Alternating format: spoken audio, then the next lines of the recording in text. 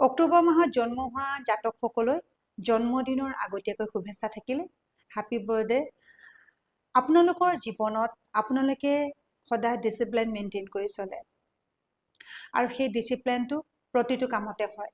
ৰাতিপুৱা ক'ৰবাত যাব লগা থাকিলে আনতকৈ ঘৰৰ মানুহখিনিতকৈ আগতে আপুনি উঠিব আৰু উঠি পেলাই আপুনি সকলোকে কয় যে ইমান দেৰি কিয় হ'ল। তেওঁলোকৰ ক্ষেত্ৰত দেখা পোৱা যায় যে তেওঁলোকে আনৰ দি ভাল পায়, খুব মৰমীয়াল হয়, আনক দি ভাল পায়, অকণমান এগ্ৰেছিভ হয়, অকণমান খঙাল হয়, কিন্তু খঙাল হ'লেও তেওঁলোকৰ আন্তৰিকতা খুব বেছি আনৰ প্ৰতি। সময় কাম সময়ত কৰে, পঢ়া শুনাৰ ক্ষেত্ৰত খুব ভাল বুলি ক'ব লাগিব, ডিচিপ্লিন মেইনটেইন কৰি যিহেতু চলে। প্ৰেম ভাল পোৱাৰ ক্ষেত্ৰত তেওঁলোকৰ লাইফত অলপমান সমস্যা থাকে।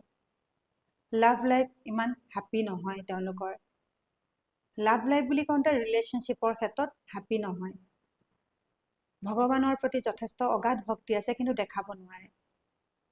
ভগৱানৰ প্ৰতি তেওঁলোকৰ অগাধ বিশ্বাস, অগাধ ভক্তি, কিন্তু সেই অগাধ ভক্তিটো তেওঁলোকে দেখাব নোৱাৰে। আন এটা বস্তু লক্ষ্য কৰিব লাগিব যে তেওঁলোকে আৰ্টিষ্টিক লাইনৰ হয় কিন্তু আনক দেখাব নোৱাৰে। সেই যে আৰ্ট আছে তেওঁলোকৰ মাজত, সেই বস্তুটো আনক দেখাব নোৱাৰে। সেইকাৰণে তেওঁলোকে কিতাপ পঢ়ি ভাল পায়, তেওঁলোকে লিখি ভাল পায়, ছবি আঁকি ভাল পায়। মেক্সিমাম দেখা পোৱা যায় যে যিখিনি মোৰ প্ৰেডিকশ্যনত, মোৰ প্ৰেক্টিছত দেখা পোৱা যায় যে তেওঁলোকৰ ক্ষেত্ৰত তেওঁলোকে অথৰ হোৱা বেছি চান্স থাকে, তেওঁলোকে লিখক হয়, লেখিকা হয়। যিহেতু অক্টোবৰ মাহত জন্ম হোৱা জাতক হয়, তেওঁলোকৰ কাৰণে আন এটা বস্তু হ'ল যে তেওঁলোকে ঘূৰি ভাল পায়, ফুৰি ভাল পায়, নতুন নতুন বস্তু উদ্ভাৱন কৰি ভাল পায়। খোৱা বোৱাৰ প্ৰতি বৰ বিশেষ ৰুচি নাই, তেওঁলোকে মিঠা ইমান খাই ভাল নাপায়, অকণমান নিমখীয়া বস্তু খাই ভাল পায়। কিন্তু লয়েলিটি তেওঁলোকে খুব মেইনটেইন কৰে। সন্মুখৰ ব্যক্তিজন যদি লয়েল হয় তেওঁলোকেও খুব ভাল পায় যে লয়েল হ'লে তেওঁলোকে সেই সকলোখিনি একচেপ্ট কৰি ল'ব পাৰে।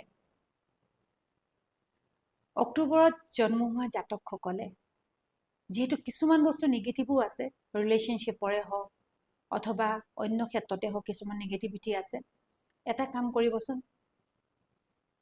আপোনালোকে এটা চুপাৰি মানে তামোল, এটা তামোলত ৰঙা ধাগা, ৰঙা সূতা মেৰিয়াই পেলাই গণেশ মন্দিৰত দি আহিবচোন।